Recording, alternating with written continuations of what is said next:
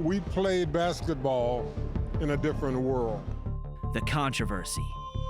Most of the guys on the floor, 7 out of 10, were black. In 1963, it was a sight to make your eyes pop out. The adversity. There are blacks on one side and whites on the other.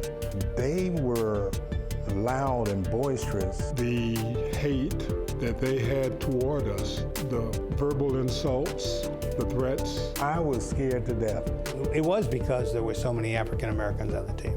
The game of change. I relive it in my mind almost daily. This is more than a ball game. This is history. The team that helped change the color of college basketball. How do you describe that? It's the greatest feeling in the world. Rouse gets the score. It's over. It's over. Loyola won the ball game. In 1963, the Loyola Ramblers men's basketball program won the NCAA National Championship, a remarkable feat, especially for a small Jesuit commuter school. But the Ramblers championship still remains unmatched by any other collegiate basketball program in the state of Illinois. It's a little piece of trivia that most sports fans around Chicagoland already know. But what's even more remarkable than the title itself is certainly less well known. That's the story behind the Ramblers championship season. The impact it had not only on college basketball, but on a country in racial turmoil at the height of the civil rights era. That incredible story is brought to light now 50 years later.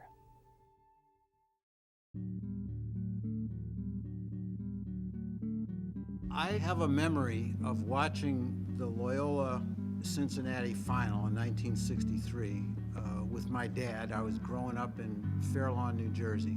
Many years later, I came to Chicago, where Loyola's championship is sort of just in the air. The ball's in the air and controlled by Cincinnati.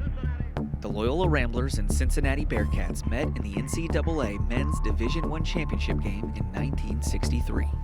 A year when civil rights in America was at the forefront, and the fight against racial segregation, discrimination, and inequality were being legally challenged in a court of law. It was evident that racial change also found its way to the basketball court, with 2 integrated teams competing in the first nationally televised title game. The country witnessed an overtime thriller that wasn't decided until the final second. All right, this has got it. Here he goes. He jumps. He passes out to Hunter. Hunter shoots. He off the rim. Rouse gets the score. It's over. It's over.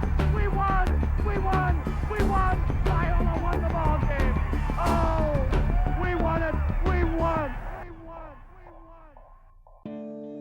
The putback by Vic Rouse that upset the 2-time defending national champion Cincinnati Bearcats at the buzzer will forever go down as one of Chicago's most unforgettable sports victories. Over 50 years have gone by since the Ramblers championship season in 1963.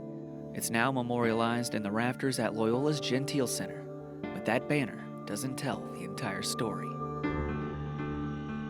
It wasn't until I understood the racial significance of the story that I really got sucked into it, and I went looking for the book that I assumed I would find to learn more about it, and there was no book. So I think that was about 5 years ago. Here we are. Award-winning journalist Michael Linehan is the author of the book Ramblers, the team that changed the color of college basketball, which hit the shelves this past year. Loyola suited up 4 black players in the starting lineup. Their opposition in the title game, Cincinnati, started 3. So on the sport's biggest stage, 7 of the 10 players on the floor were African American, a powerful image for a racially divided country to see. When people tuned into this game, they were seeing something for the first time that you and I would accept as commonplace today.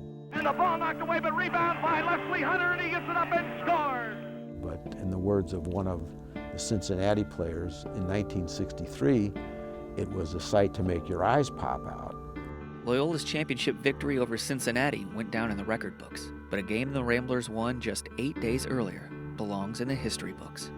The Ramblers battled discrimination all season, but it wasn't only integrated teams that were affected by the times. The unwritten rule in Mississippi was that state-supported schools never went to the tournament because there was a prohibition against playing integrated teams. They didn't want to go anywhere there was a chance that they'd have to play a Negro, as they said in 1963. The Mississippi State Bulldogs, an all-white team from the segregated South, defied state policy by sneaking out of Mississippi to play in the NCAA tournament. Their first opponent? The Ramblers. Today, that contest is known as the Game of Change. In his book, Linehan intertwines the stories of Cincinnati and Mississippi State with Loyola's, as the three narratives come to a head that year in the tournament. He acknowledges there were many key turning points to the integration of sports, and specifically college basketball. But Linehan says the part played by the Loyola Ramblers shouldn't be overlooked. A quote from the book's cover: "The Loyola Ramblers have too often been forgotten for their role in basketball's cultural history. They remain a significant, uplifting story." And that story begins with a maverick head coach named George Ireland. Loyola had a pretty respectable basketball program, even though it was just a little commuter school by the L tracks. But Ireland was not continuing in the winning tradition. College basketball pioneer and Hall of Fame coach Lenny Sachs is primarily responsible for establishing the program's success. In 1942, a month before his 20th season as Loyola's head coach, Sachs passed away from a heart attack. But under his direction, Rambler basketball flourished. He coached African-American athletes in the high school ranks, and his goal was to lay the groundwork for Loyola's future desegregating endeavors. Trying to build his own legacy at Loyola a decade later, George Ireland took over in 1951. But by the end of his 5th season, Ireland had compiled a meager sub-500 record. He needed to win. I think he was smart enough to recognize what an economist today would call an inefficiency in the marketplace for basketball talent that came from the fact that most coaches were reluctant to have too many blacks on their teams. Even the most open-minded coaches had to wonder how the white student body and the white faculty and the white alumni were going to react to being represented on the basketball team by a bunch of black guys. You could play 1 black player at home, 2 on the road, and 3 if you're way behind. The unspoken rule of most coaches at the time. But Ireland decided it was time to play by his own rules. He needs to win. He's a stubborn, maybe even an angry Irishman, and he sees this market imbalance and he just decides to go where the basketball players are. So he starts looking for players on the playgrounds of New York and in Nashville, Tennessee. Jerry Harkness and Ron Miller were from New York. Vic Rouse and Les Hunter were teammates at Pearl High School in Nashville. They, along with John Egan from St. Rita, an all-white high school on Chicago's South Side, would eventually become Ireland's starting 5. He was doing something that most coaches were still not willing to do, but he was stubborn. He didn't care what people thought. He certainly cared about winning, and his Ramblers were doing plenty of it. After a successful campaign in 1962, finishing with 26 wins and advancing to the NIT semifinals, the Ramblers rolled into the 63 season, ranked 4th in the country.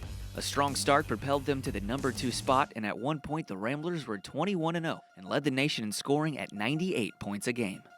For the first time in school history, Loyola was headed to the NCAA tournament on a collision course with top-ranked Cincinnati.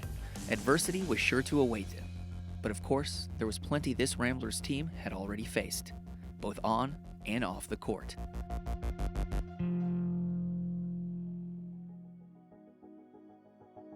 Running the point for the Ramblers in 1963 was John Egan, a hometown kid who played his high school ball at St. Rita. But Egan didn't initially have Loyola in his sights. In my junior year of high school, I was being recruited primarily by Iowa, and Loyola was somewhat of an afterthought for me. I was pretty much certain that I was going to be offered a full scholarship at Iowa. The coach's name was Sharon Sherman at the time. And when he told me that he was going to offer me a 1-year renewable scholarship, and I said, "You're not going to give me a 4-year scholarship?" "Well, if you play well and do it, yes, you're going to earn it." And I said, "No, I'll never come here." So with Iowa off the board, Egan headed just 20 miles north of home to play at Loyola for Coach Ireland. He was a nice enough guy, was close. I didn't, of course, know at that time the quality of players that were being recruited by Ireland and that were actually coming to Loyola. I would have certainly been impressed at that time, and there would have been no decision to make. Les Hunter and Vic Rouse were the guys from Pearl High School in Nashville. One was 6'6", one was 6'7". Hunter played center, Rouse played forward, and Ron Miller, New York guy, who was only 6'2", but had played center in high school. But when he got to Loyola, he couldn't play center. He would have to learn how to play guard. Chuck Wood, the future sixth man on the championship squad, and 6'9" backup center Rich Rochelle were also a part of Ireland's talented 1960 freshman class. It was apparent to me, even as a freshman, that this was going to be a very special team because of the talented guys that I was with. Along with there were some talented guys on the varsity too, including Jerry Harkness. Jerry Harkness arrived at Loyola a year earlier in the fall of 1959. 4 years later, he was a three-time team MVP, a two-time All-American, and now ranks fifth on Loyola's all-time scoring list. Growing up in Harlem, New York, Harkness was initially taught the game of basketball by a local playground director. I got the fundamentals from this guy, and his name was Rucker. Harkness played his first organized basketball under the legendary Holcomb Rucker, whose name is now synonymous with Harlem playground basketball. But his basketball skills developed slowly. Even going into his senior year at DeWitt Clinton High School in the Bronx, Harkness had no intentions of ever trying out for the basketball team. It turned out all he needed was a little encouragement. I was just shooting around at the YMCA, and this guy came over to me and said, "Hey, you're not that bad." And even he said something about college. And I looked at him, my eyes got big. His name was Jackie Robinson, and he made the difference in my life. Harkness tried out for the basketball team. I made the team, #1. And after a week or two, I was starting. And after a month, I was the leading scorer. And then we won everything. When he graduated high school, he won the New York City championship. He was the high scorer of the game, the man of the hour. But even so, Harkness wasn't heavily recruited to play at the next level.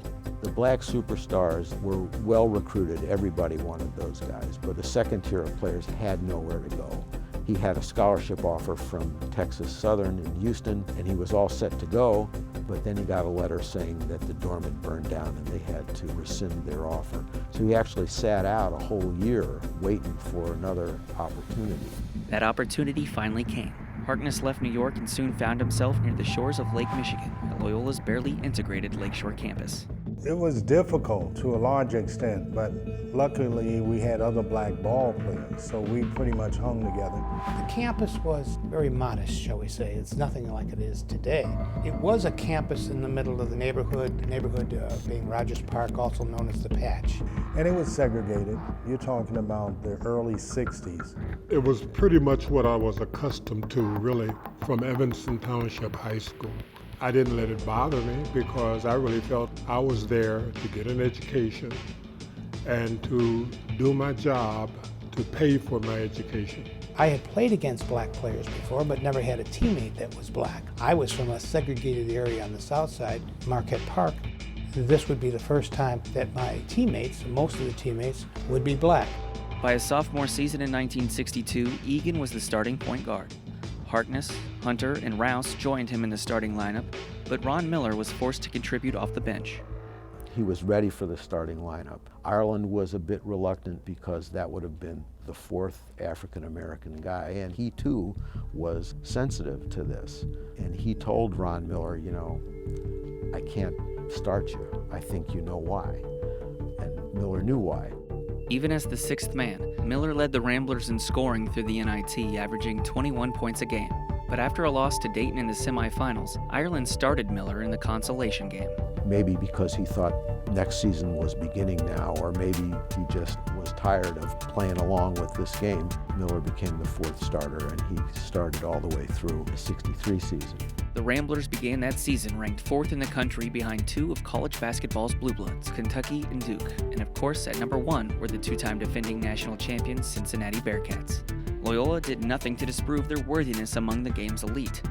Ireland's fast break formula produced the highest scoring team in the country, totaling over 100 points in each of their first 6 games to start the season, on their way to 21 straight victories. Ireland previously had not been what you would call a run-and-gun coach. I think he saw what he had. So they pressed, and then once they got the ball, they were off and running. It certainly would be said to me when I would go back home, you must be the one calling the shots. You have to be the one.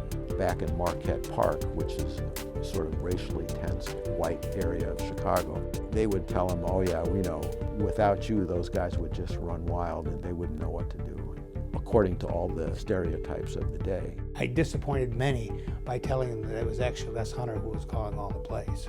okay? Even if that's not true. Loyola was NCAA tournament bound for the first time in school history, but a trip south of the Mason-Dixon line to the University of Houston still loomed on the Ramblers' schedule. Ireland had convinced them to play in the segregated South the previous season, knowing full well what his team would have to endure. Ireland told us that we're going to play down in New Orleans, and this is what to expect. When he told us those things, we said, Coach, we're not going. We're not going to take that stuff. He said, wait a minute, this would be good for your race.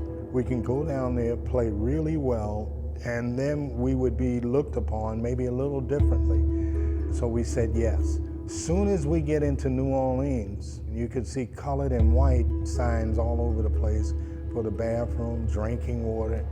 But the thing that really shocked us is when we got in separate cabs.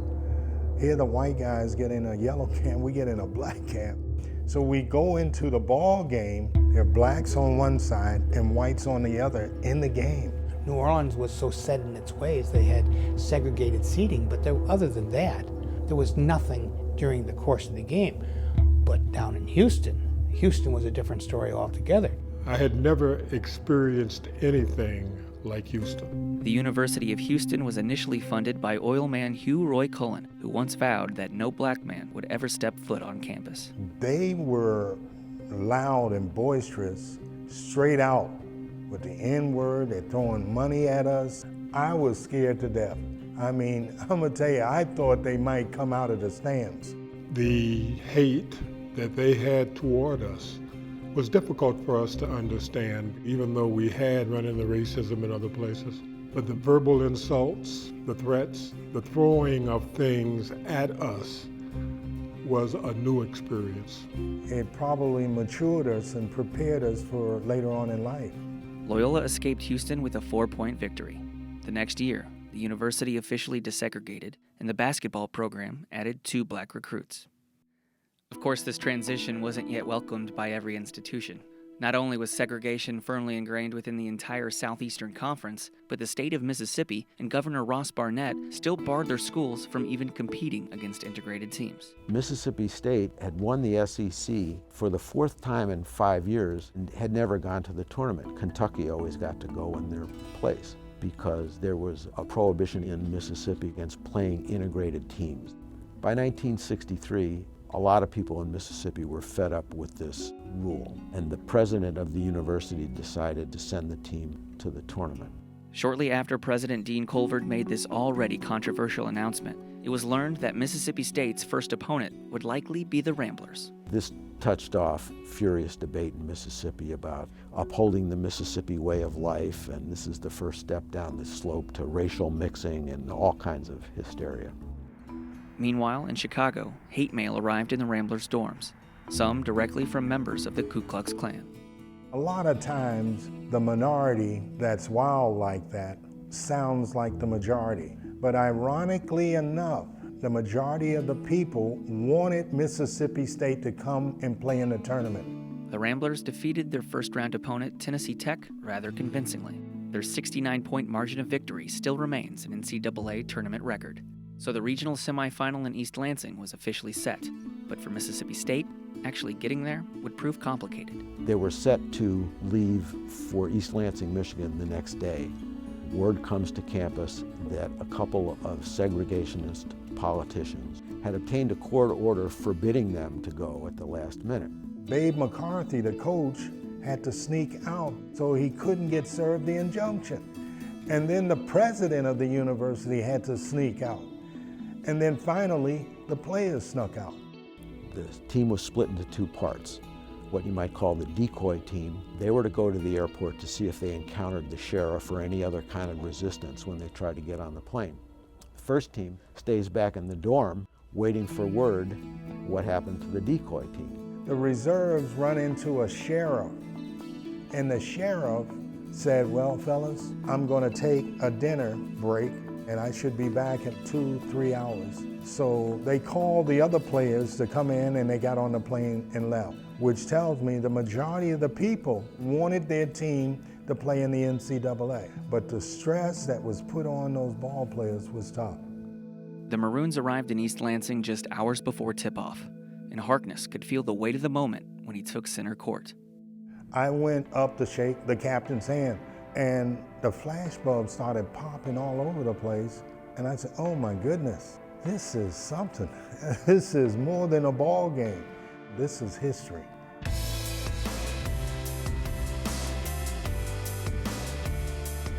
The Ramblers advanced 61-51, but given the circumstances, there were no losers. The Mississippi team was treated like heroes in East Lansing.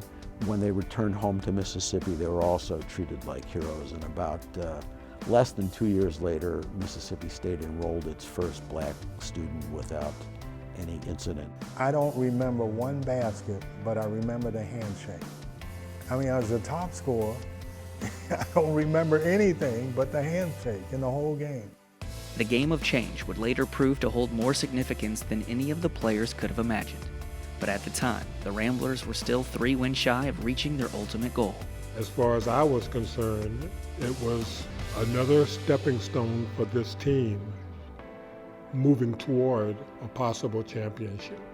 Loyola then defeated Illinois. And they were the Big Ten champs, and it was no problem for us. Then went to the Final Four and played a high-profile team from Duke and creamed them. And they're ranked number 2 in the nation with 3, and we had them by 30 points. They put on a 20-4 spurt in the second half. And sports writers said something like, the crowd gasped in amazement. Some of the reporters came up to me and acting as if they were surprised. And I said, you're the same guys that are going to be in here Monday after we beat Cincinnati, acting surprised again. The 2-time defending national champions were the heavy favorites to win their 3rd in a row. 19,000 fans gather in Louisville to see Loyola's Ramblers and the University of Cincinnati Bearcats fight for the NCAA basketball title. It was a David versus Goliath situation. The ball's in the air and controlled by Cincinnati. And it was a foregone conclusion that Cincinnati was going to win that game. Shoots off, no good, and Wilson stuffs it through. And they were expected to win it big. Now, Cincinnati was another team in the forefront of racial change. Their coach, Ed Jucker, had 4 black starters the year before, and now they had 3. So most of the guys on the floor, 7 out of 10, were black. If you understand the power of an image, that one couldn't help but have influenced a lot of young black basketball players and a lot of coaches who were looking to expand their horizons. I was concerned about exactly what happened. That is, they got off to a lead. Thacker underneath the 8th, and he scores. Cincinnati has got a 9-point lead. Then they start holding the ball. It's called keep away. Come out and get it if you can. We're not accustomed to that because we're not accustomed to someone getting the lead. Cincinnati's 8-point lead at the half increased to as many as 15 with just 13 minutes left to play. It's good. 45-30. Cincinnati leading by 15 points. You wouldn't believe it unless you were here. 15 points down, I thought, oh my gosh. Here comes Harkness in the lane, jumps, shoots off, no good. The lid is on that basket for him. And they knew how to slow the ball down, so we were really nervous. Here they go in that keep-away game again. But we continue to keep our composure. Even when we were 15 points down, I never felt that we were out of that game. Here's Ron Miller, jumps, shoots, scores! Loyola was shrinking the deficit despite their best player yet to make a field goal. I hit my first basket. With just 5 minutes to go. Turnaround jumper's good! Gary made his first basket! He made it! He might do it! 48-43. And then I felt motivated. Then I stole the ball. Intercepted by Harkness. Here goes Gary. Plays it up, and he scores! Beautiful! Harkness capped off a 15-3 Rambler run. Then that kicked into gear. Here comes Harkness. He lays it up, and it is tipped in by Hunter. The Ramblers were only down by 1 point. 12 seconds ago, I fouled the guy. Harkness fouled him purposely. He had to do it. Loyola's fate was in the hands of Larry Shingleton. Shingleton shot 95% from the free throw line. The left-handed shooter shoots and makes it. With no three-point line and little time left, another free throw would basically put the game out of Loyola's reach and give Cincinnati their 3rd straight national championship. Instead, it is off, no good, and Leslie Hunter has got it. To Ron Miller, they got a fast break down to Harkness. He jumps, he shoots, he scores! He scores! Oh, they did it! And now the motivation is with us. People forgot to take into account not only the skill level of our starting five, but the heart. But when David comes up against Goliath, what can he do? There it goes, down to Harkness. He's underneath, he lays it up, he scores! The Ramblers are out in front for the first time in this ball game. The Ramblers and Bearcats jockeyed for the upper hand, and with just 1 minute to play, the score was tied at 58. Loyola ball. They're going to go for one. I don't think there's any question about it. 50 seconds, 49, 48. Of all the teams, we slow the ball down. And this is a twist. Cincinnati, the team that always holds the ball. They're seeing what it feels like now. How does it feel? We'll find out in about 23 seconds because that's how much time's left in the ball game. The All-American Jerry Harkness is the one who's going to have the ball in his hands with around 10 seconds to go. I think everyone on all major continents knew that we were going to try to get the ball to Jerry. I guarantee you one thing, they'll give it to Harkness when it's time. 9, 8, Harkness has got it, here he goes, he jumps. I went to the baseline and went up. I didn't feel it, and I could see in the corner of my eye less open. He passes out to Hunter, Hunter shoots. When he shot the ball, and this is hard to believe, but I heard his fingernails scratch the ball, and I knew we were in trouble with that shot. He misses it, and on the weak side where the rebound's coming off is Tom Thacker, their All-American, but he's not as big as Rouse, and Rouse goes over the top. And he doesn't bring it down, he just holds it up there and puts it back in. And that, as they said, was a shot heard around the world.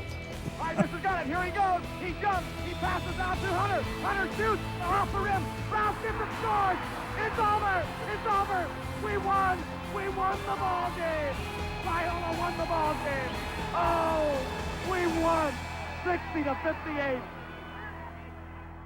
I relive it in my mind almost daily. I see the shot, I see the rebound, I see the ball go in the bucket. It's the greatest feeling in the world, and we did it as a team. We won the ball game, and Georgia, Ireland is being hugged, kissed, and squeezed. Some of his players think that he was honestly a civil rights pioneer and rather consciously trying to make a better world for black ball players. Others think that he was completely cynical and he just wanted to win. He was the kind of guy that told you in the beginning, I'm not looking for friends here. I've got friends, and they're all in my family. As with most people, he was probably a combination of a lot of contradictory impulses, and the fact that he doesn't really ever resolve makes him more interesting, not less. I didn't realize when we won the national title how big it was.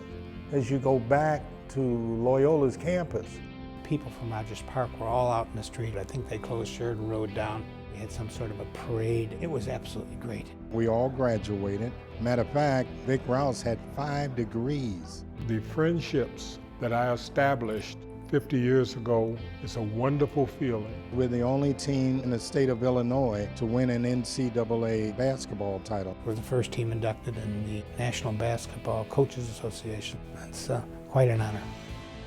Loyola's championship season transcended the sport. In 1963, its impact extended far beyond a basketball court and still resonates 50 years later.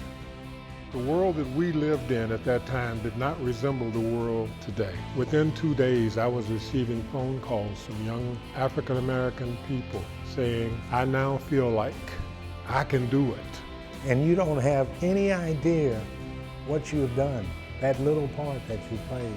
It's very important for our young people to be aware of why they have what they have today. If they see what we went through and how hard it was, maybe they'll realize the importance of it. Now, as you look at it, they play talent as opposed to color. Sports is an area of life that truly does lead the way in social change.